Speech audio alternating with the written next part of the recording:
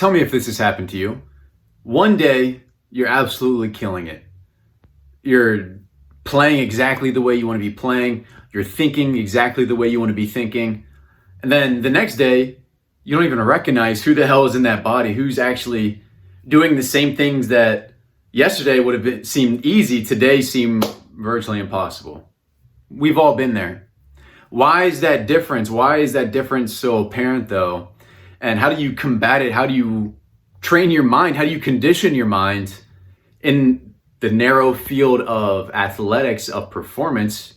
How do you condition your mind so there's not such a huge gap from day one to day two? Legendary college baseball coach Tim Corbin said, the difference between celebration and devastation is a very small line.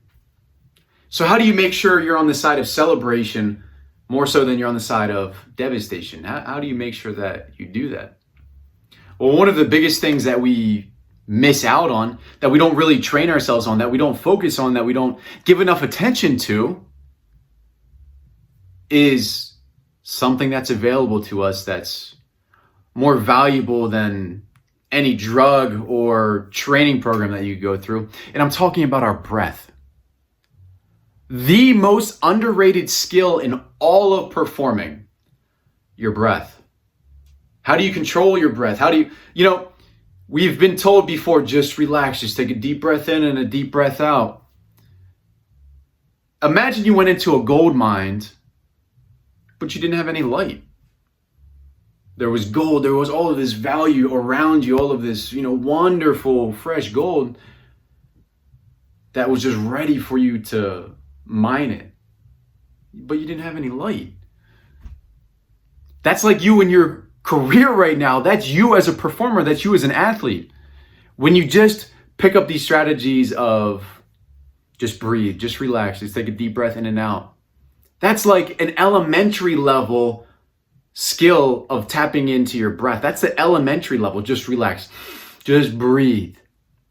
To do anything great, you don't do it at an elementary level.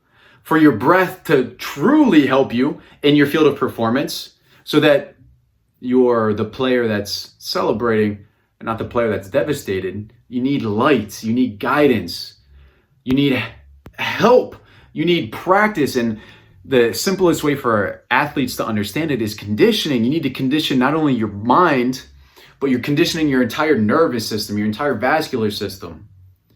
So the simplest place to start is just simply understanding the nature of our breath to begin with. The nature of our breath is, when I breathe in, my heart rate speeds up. When I breathe out, my heart rate slows down.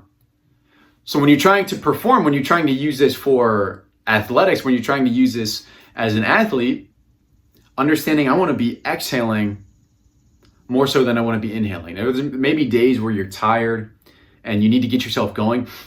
Then you could utilize breathing in quicker to get that heart rate going, to get yourself in the right state. But most athletes don't understand that. This is from Michelle Thomas. Michelle Thomas is, one of the greatest. My mentor, Wyatt Woodsmall, says Michelle Thomas is the greatest educator of the 21st century. So if my mentor says he's the greatest educator, then I'm going to open my eyes and pay attention to that guy. What he says is that through mastering the learning process, that learning anything, there's a lot of tension. The traditional way of developing skills and learning and growing associates a lot of tension to learning. So we don't even realize, Michelle Thomas says, tension, anger, frustration, guilt, shame, anxiety, all of those emotions are an unconscious process. So they just happen to us, to our brain, to our nervous system, to our emotions. It happens without us even realizing it. On the other hand, relaxation is a conscious process. So we've got to bring some awareness to actually relax, and you can do that through your breath. So understanding that in speeds my heart rate up, out slows my heart rate down. To get to that optimal level of breath that I need, I want to understand where my range is. So for you, my challenge is, okay, your next practice, figure out where you're breathing, figure out where your heart rate needs to be when I perform my best. Because those days where it feels like desperation, I guarantee you your heart's racing, your breath is going faster and you don't even realize it. Remember, tension is unconscious. It happens without us even realizing it. We hold tension through our breath and through our entire body. So my challenge to you is, your next practice, figure out where that range is. It might take you multiple practices. It might take you some experience in games, but find out where that range is, where I perform best, and I being you. Do I need to get my heart rate going a little bit more? Do I need to slow myself down? And where is that range at? It's all about state control. Where's that range at? And it's going to vary. This is the difficult part of sports, that it varies day to day. One day you got a lot of energy, and next day, you're feeling a little bit tired. So, getting yourself up or down or, into the right range is a constant process to be monitored. That's my challenge to you. Go in your next practices, workouts, find that range for you. Find out what works best for you in terms of performance, and not the tense version of yourself, not the as Tim Corbin said, the difference between celebration and devastation is a very thin line. The version of you that's celebrating and not devastated. So find that range.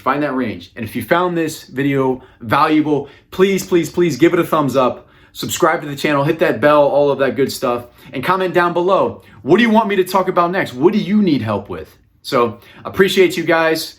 Go try to find out your range. I'll see you in the next video.